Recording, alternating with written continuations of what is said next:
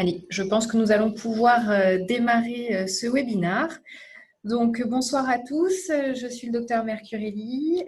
Nous allons vous présenter ce soir, le docteur Mani et moi-même, notre technologie d'ultrasons focalisés, aussi appelée ULT-thérapie.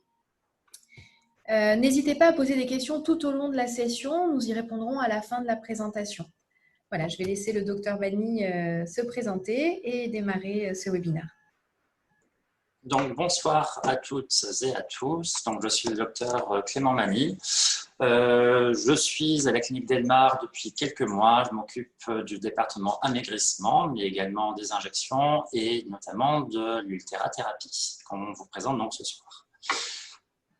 Donc, l'ultéra, en quoi ça consiste? Donc, l'ultéra ou ultérathérapie, c'est une machine de radiofréquence avec plus de 10 ans de recul qui a été importée des États-Unis.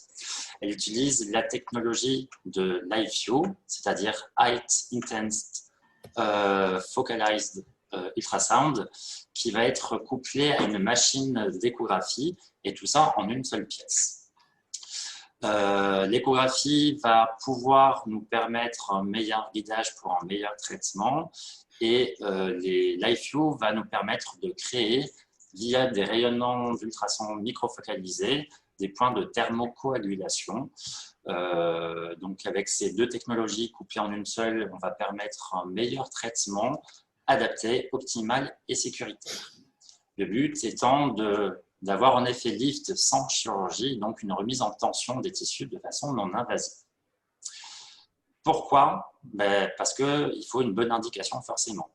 Et donc, il faut voir que le vieillissement cutané et le vieillissement du visage est un processus physiologique inéluctable. Donc, on a, plus on est jeune, un triangle de la jeunesse qui va tendre à son inversion avec un alourdissement du visage, tout ça par ptose et par perte volumétrique. Donc, tout ce qui est volumétrie, on ne va pas l'aborder, ça reste les fillers, mais on va en revanche parler justement de l'aspect cutané. Pour qui? La technologie d'Ultera concerne les patients qui présentent un relâchement cutané de modéré à important. Donc là, le laboratoire Merz fournit des échelles justement pour évaluer cette ptose. Donc trop, effectivement, on ne va pas pouvoir, ça reste quand même un traitement alternatif. Et donc, c'est pour les patients qui veulent redessiner les contours du visage en travaillant sur l'ovale du visage, rajeunir le regard par ascension des sourcils et des paupières tombantes en traitant la région périorbitaire, sachant que c'était la première indication qui a été retenue quand l'Ultera a été développé. Ça va nous permettre également de tonifier le visage et le décolleté en diminuant les ridules et certaines rides. Le teint devient plus éclatant, donc plus uniforme.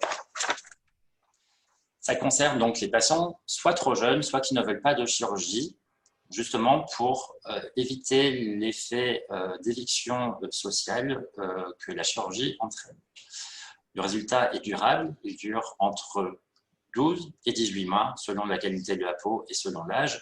Et c'est donc pour ça qu'on va mener une consultation d'analyse du patient la première fois pour voir justement tous ses antécédents avec un interrogatoire bien conduit, de savoir s'il y a des habitudes de vie particulières, un embonpoint, un âge particulier et des antécédents particuliers.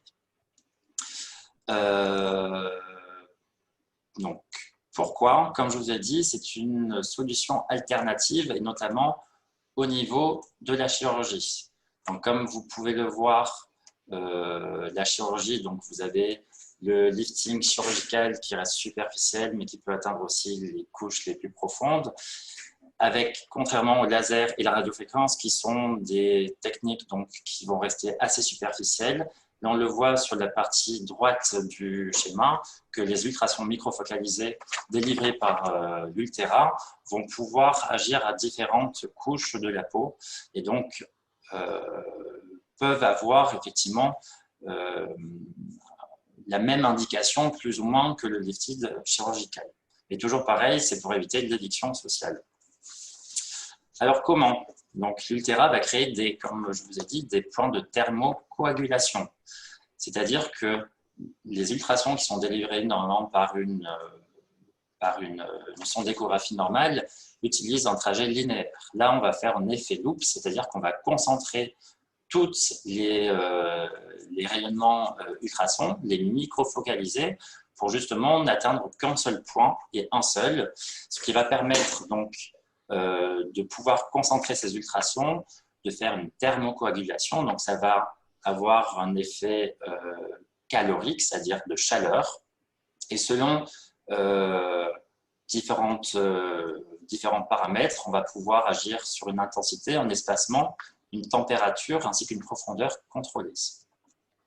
Le phénomène donc, de restructuration tissulaire périphérique est enclenché. Donc, on voit qu'au niveau de la profondeur, on peut agir à 4,5, 3 et 1,5 mm. Donc, tout ça, comme je vous ai montré, c'est en fonction aussi des différentes couches donc, de la peau.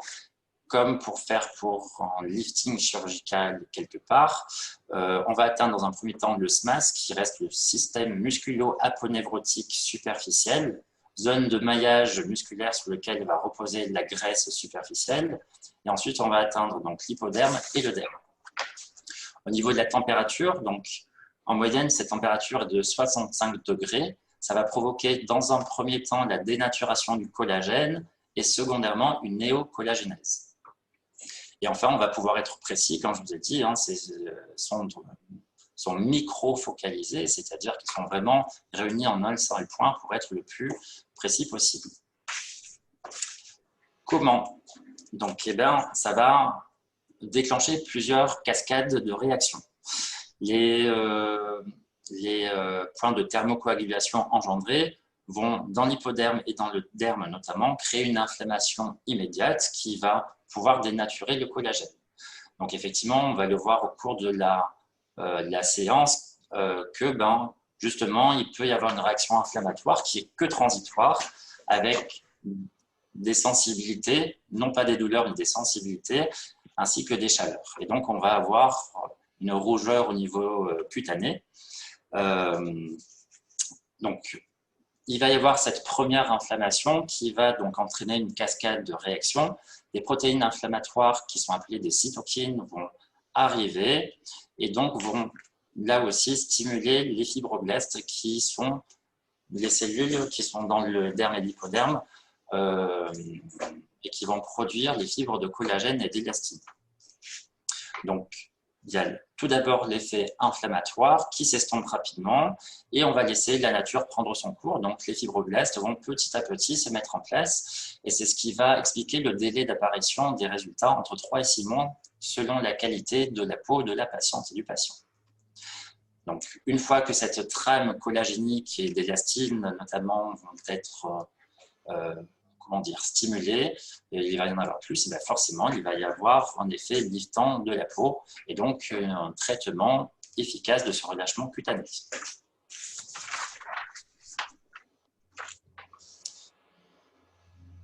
Alors, je crois que c'est à moi de reprendre la parole. Merci, docteur Mani, pour toutes ces explications. Donc, moi, je vais vous parler un peu de la technique en elle-même, du traitement en lui-même. Bon, avant toute chose, il faut vraiment une consultation parce que la consultation, elle permet de déterminer la bonne indication, de recueillir vos attentes et de savoir si on va pouvoir y répondre. Il faut savoir qu'une séance dure entre 30 minutes et 1h30 en fonction de la zone à traiter, de la tolérance du patient, on y reviendra après, mais aussi si on a différentes zones à traiter, effectivement, ça va prendre plus de temps. Comme vous expliquait le docteur Mani, le résultat, lui, ne sera là que 3 à 6 mois après le traitement. Donc, il faut vraiment être patient. Je ne vais pas revenir sur les indications du traitement, mais le docteur Mani vous l'a déjà dit, je vais être assez rapide. Donc, travailler le regard, travailler l'ovale, tonifier la peau du cou, défriper le décolleté. Et donc, pour qui ces patients qui présentent un relâchement cutané modéré, qui ne veulent pas aller à la chirurgie ou qui n'ont pas encore l'indication. Mais il faut savoir qu'ici aussi, à la clinique d'Elmar, on utilise l'Ultera en combiné d'un lifting parfois pour préparer la peau, justement, comme on va induire une néocollagénèse, à supporter le lifting, parce qu'on vient étirer la peau au moment du lifting. Donc, ça permet à la peau d'être vraiment préparée à la chirurgie. On peut utiliser l'Ultera aussi quelques années après un lifting parce que ça va permettre d'entretenir le résultat de la chirurgie. Les contre-indications, qui ne sont pas vraiment des contre-indications absolues, enfin en tout cas pas pour toutes. Alors, les implants, effectivement, si vous avez subi un accident ou vous avez eu une grosse chirurgie au niveau de la mâchoire, du visage, on vous a mis des implants, on vous a mis des stents métalliques, à ce moment-là, effectivement, on évite de faire le traitement. Si vous venez d'avoir des injections d'acide hyaluronique, ce n'est pas dangereux, mais ça va supprimer l'acide hyaluronique puisqu'on vient chauffer, donc on détruit l'acide hyaluronique qu'on vient de vous injecter. Donc il vaut mieux faire les injections après le traitement du Ultera. Et ensuite, les implants mammaires, c'est vraiment particulier, c'est quand on doit traiter un décolleté, et ça on en discute au moment de la consultation, c'est vraiment un point. Voilà. Donc, ça, c'est un peu pour vous montrer, mais vous verrez plus tard sur la vidéo comment ça se déroule. Voilà ce qu'on voit. Alors, je ne sais pas si avec ma petite souris, vous voyez ce que je vous montre. Voilà ce qu'on voit à l'échographie quand on utilise la pièce à main. Donc, il y a différentes profondeurs, différents transducteurs en fonction de la zone que l'on veut traiter. On va toujours de la zone la plus profonde à la plus superficielle. Et souvent, on accumule des profondeurs pour vraiment avoir un effet sur toute l'épaisseur de la peau, de la graisse, mais pour aller jusqu'au SMAS.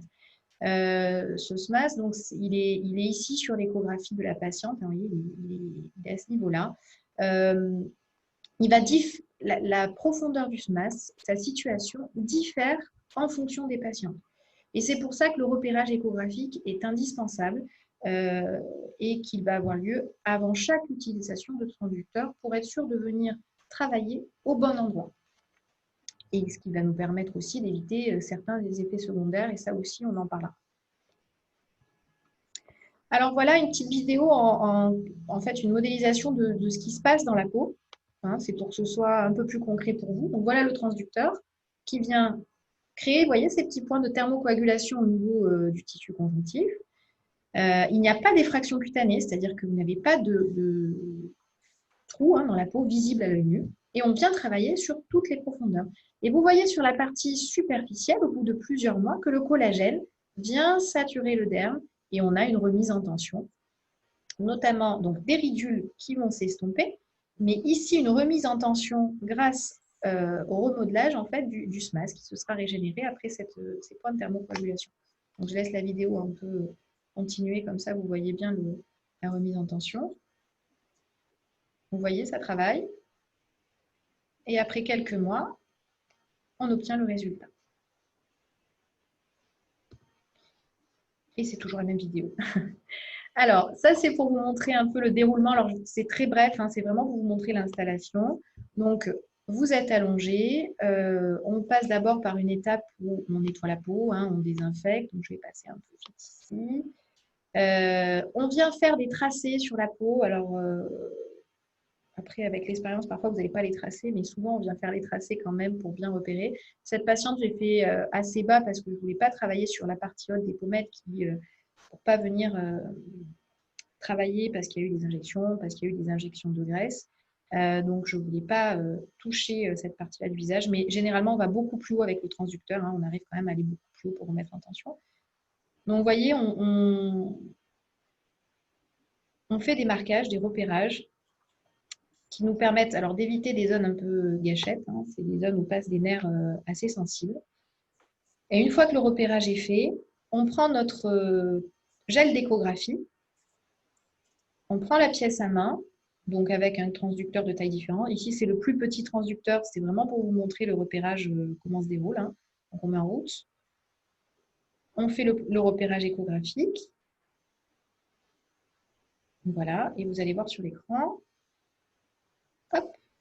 Donc là, on est vraiment sur la partie superficielle, avec le SMAS de cette patiente est beaucoup plus bas. On le voit ici, il est beaucoup plus bas. C'est un peu difficile pour vous de voir ça, mais en tout cas, simplement pour vous montrer comment se déroule le repérage. Voilà, et donc, on n'a pas le son, mais je ne sais pas si vous avez le son quand vous entendez la vidéo, je ne pense pas. Mais voilà, là, cette patiente, on a fait 2-3 tirs pour vous montrer aussi le déroulement. C'est tout la même vidéo.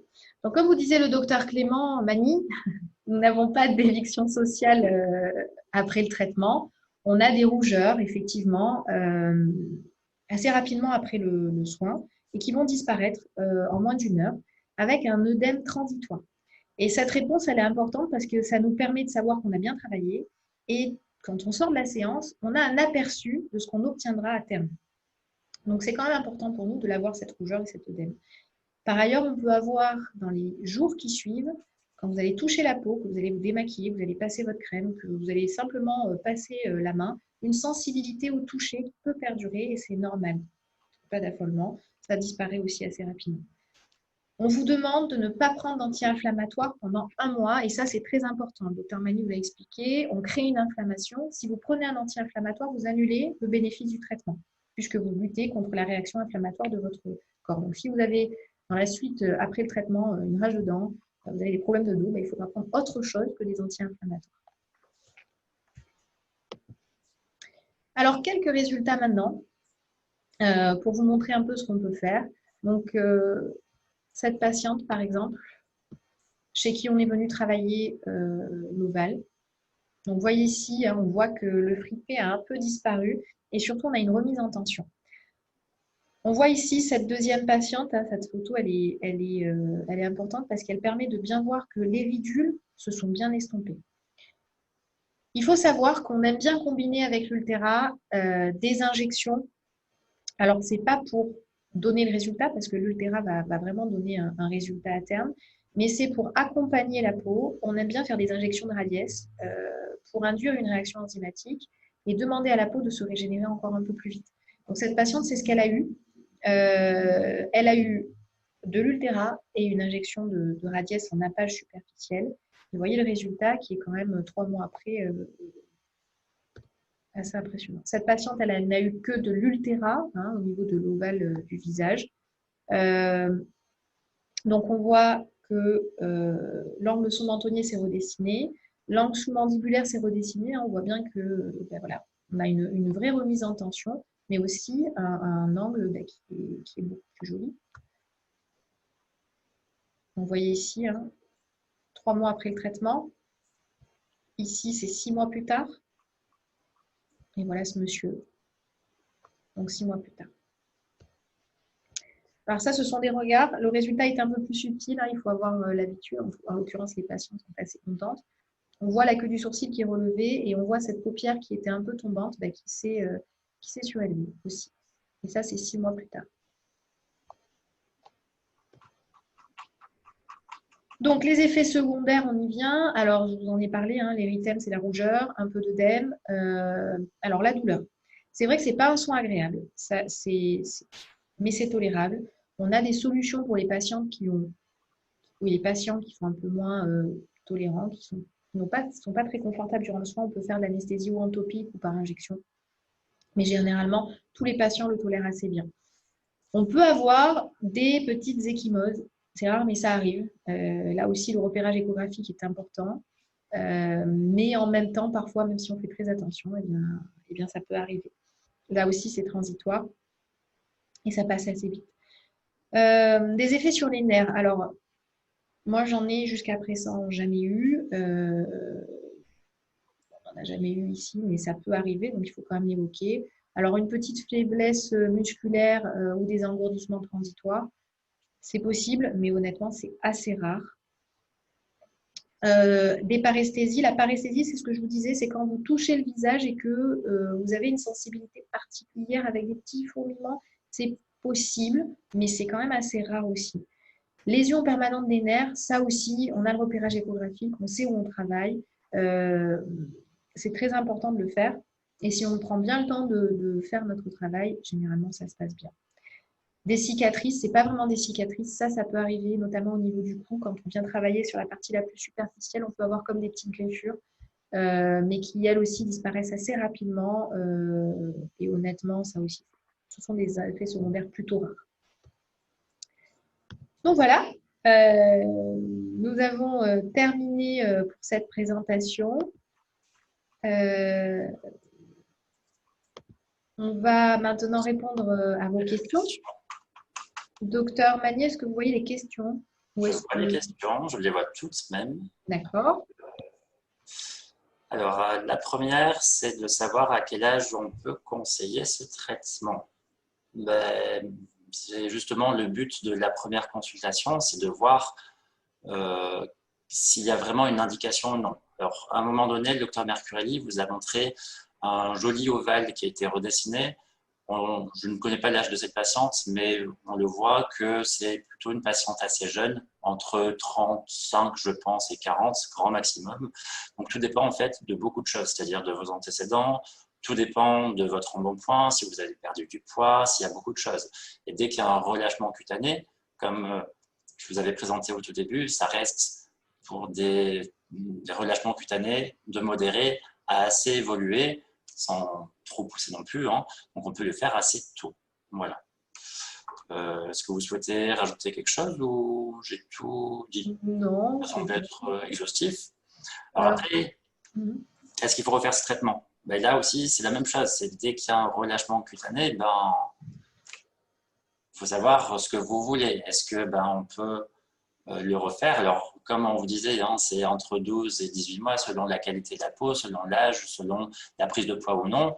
Euh, donc, il n'y a pas de séance d'entretien à proprement parler à faire. C'est-à-dire que la séance qui est réalisée entre 30, 60, 90 minutes selon les indications et selon les régions, il n'y a pas forcément besoin d'en refaire. Mais effectivement, c'est la décision de la patiente et du patient qui voit effectivement si la tension de la peau est toujours la même ou pas. Et donc, on peut refaire en soi, pas forcément faire l'ensemble des tirs qu'on fait la première fois, mais en faire quelques-uns pour essayer de rapporter un petit support. En tout cas, il faudra le refaire effectivement au bout de 12 à 18 mois si la réponse n'est plus là et si on a un relâchement à 12 ans. Mais ça, de toute façon, quel que soit le traitement de remise en tension qu'on utilise, hein, il y a un moment donné où la peau, elle continue à travailler et elle continue à se relâcher. Et c'est pour ça que je vous disais pendant la présentation que parfois on fait un ultéra quelques années après une chirurgie, après un lifting, parce que la peau, elle va se relâcher et que chaque traitement, on demande quand même un entretien.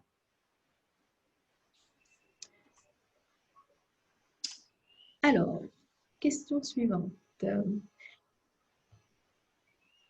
Donc là, c'est une question à laquelle je vais répondre. J'ai un dentier, est-ce que l'ultéra est contre-indiqué? Alors, tout dépend, il faut qu'on se voit en consultation. Voilà, il faut vraiment se voir en consultation, mais a priori, pourquoi pas. A priori, les sondes d'ultrasons restent quand même des, euh, des ondes qui sont utilisées quasiment au quotidien avec la sonde d'échographie.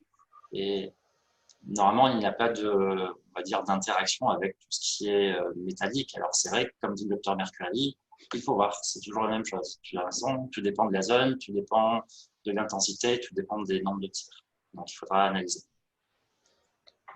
Alors, ça fait mal. Alors, encore une fois, c'est patient dépendant. Ça fait pas du bien. C'est pas un soin très agréable. On a des patients et des patientes qui ne sentent rien, et on a d'autres patients qui ne le tolèrent pas très bien et qui vont nécessiter une anesthésie. Mais encore une fois, on a des solutions pour soulager pour rendre le soin supportable. Question suivante. Quand on est très maigre du visage, est-ce que cela ne risque pas de réduire le volume? Il faut se voir en consultation. Effectivement, si vous n'avez pas de tissu graisseux au niveau de l'ovale ou au niveau du cou, alors vous voyez, cette patiente qu'on a traitée au niveau du cou, elle n'avait pas de tissu graisseux, ça n'a pas empêché d'avoir un résultat. Encore une fois, tout dépend de la zone à traiter. Un ovale très amaigri, très maigre, avec un vrai relâchement, effectivement, l'ultéras n'est pas forcément la bonne solution. D'où l'intérêt, encore une fois, de la consultation. Après, il y a une question un peu plus loin, je crois, en rapport avec ça. Je vais juste dire une info complémentaire. Effectivement, parfois, ça peut agir un petit peu au niveau du volume de la graisse du visage. Et donc, c'est parfois le but, c'est justement des injections de filler ou de radiesse pour pouvoir rapporter un support. Donc là, c'est vraiment des traitements complémentaires où, notamment au niveau de l'ovale, on redessine. Si jamais la séance d'ultérathérapie a mangé un petit peu de graisse, on redessine, mais justement, ça va être un traitement conjoint avec l'ultéra qui a été fait généralement quelques semaines avant. Alors, complémentaire avec un lifting. Oui, c'est ce que je vous ai expliqué. Alors, encore une fois, tout dépend de l'indication, hein. Il y a des peaux qui ne vont pas en avoir besoin.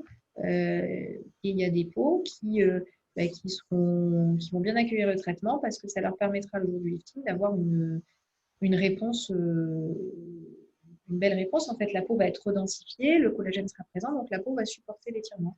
Donc oui, c'est complémentaire, ce n'est pas obligatoire.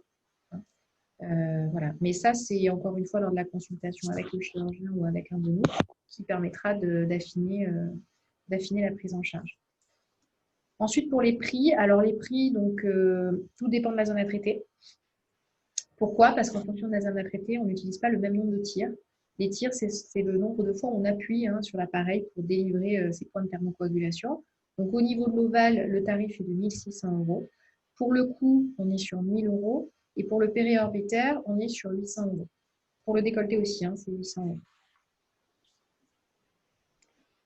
€. Plus efficace, un lifting ou ultra-thérapie? Docteur Mani, peut-être que tu veux répondre à cette question. C'est pas la même chose. C'est pas la même chose. Après, effectivement, le lifting, on vient tirer sur la peau. Alors que là, on joue plus sur la qualité de la peau. Donc, comme tout début de la présentation, vous avez vu qu'il y a différentes couches, différentes profondeurs sur lesquelles on joue, le SMAS, l'hypoderme et le derme. Et effectivement, dans un lifting chirurgical, on atteint aussi ces 3 zones. Mais on va tendre la peau et non pas agir sur la collagénose, sur la néocollagénose. Donc, est-ce que c'est plus efficace?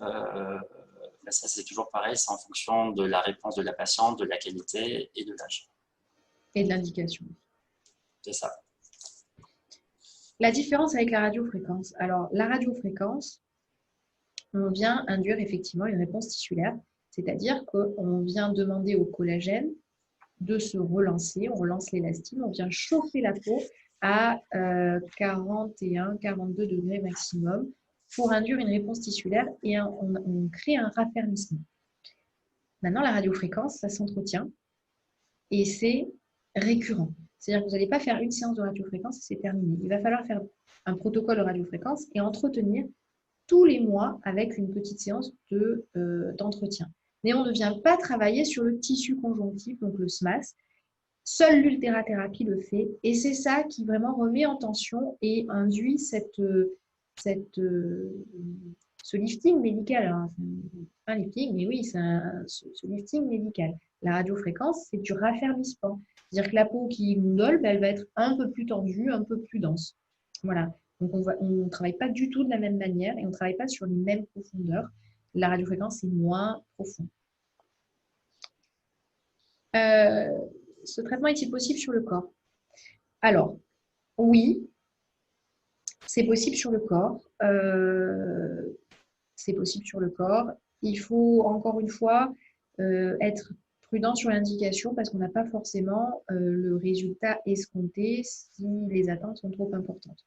L'ultéra sur le visage, le décolleté, le périorbitaire, oui. Sur le corps, il y a des résultats, mais il faut avoir la bonne indication et encore une fois, la consultation là est indispensable.